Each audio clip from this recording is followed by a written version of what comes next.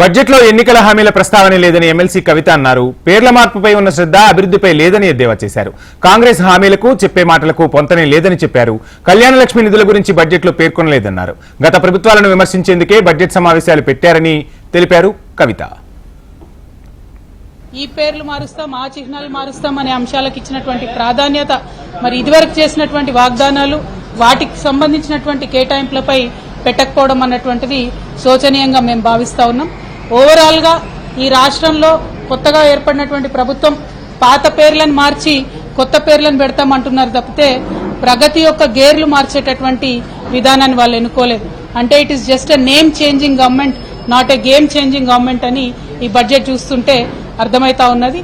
ప్రధానంగా మహిళలకు, అదేవిధంగా యువతీ యువకులకు షాదీ ముబారక్ పేరు మీద ఇదివరకు ₹1,00,000 కేసీఆర్ గారు ప్రభుత్వం ఇస్తే, మేము అధికారంలోకి రాగానే ₹1,00,000 ఒక తులం బంగారం ఇస్తామని చెప్పినారు.